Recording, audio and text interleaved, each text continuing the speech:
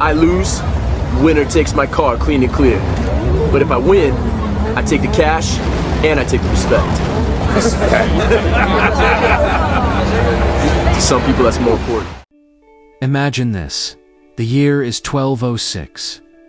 Genghis Khan has just united the Mongol tribes, and his sights are set on creating the largest contiguous land empire in history. But instead of the legendary Mongolian horse, his warriors are saddling up in something a little different. Their success was built on speed, mobility, and surprise. The Mongolian horse was a marvel of endurance, but a G-Wagon is a different beast entirely.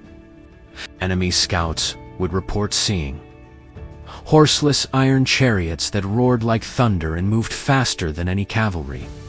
The fear factor would be off the charts. Communication and logistics, the backbone of any empire, would be revolutionized. The Yam, the Mongols' brilliant relay system of horse stations, was incredibly efficient for its time. A critical message that took days to travel could be delivered in a matter of hours. Supplies, reinforcements, and tribute could be transported across the vast empire with unprecedented speed and security. Those rugged G-Wagon suspensions would make short work of the rough terrain that challenged even the hardiest horses.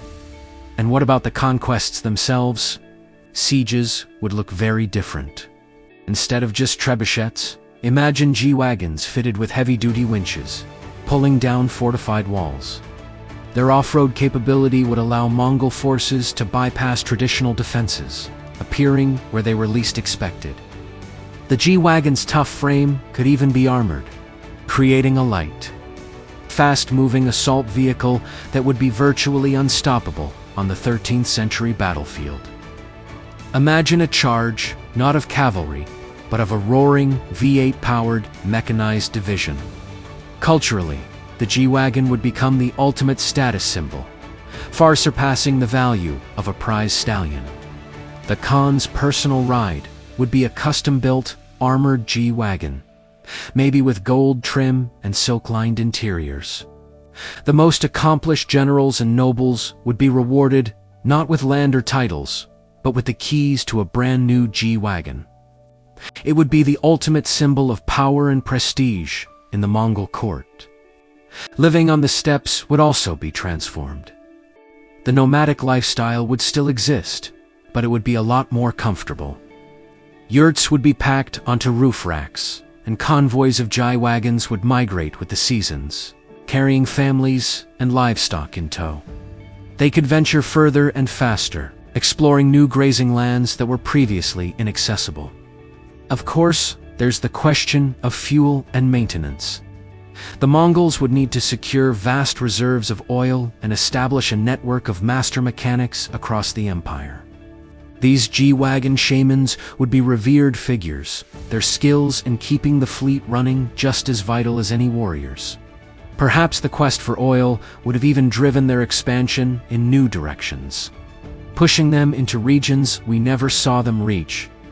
Historically, so would the Mongol Empire have been even more dominant with the G-Wagon?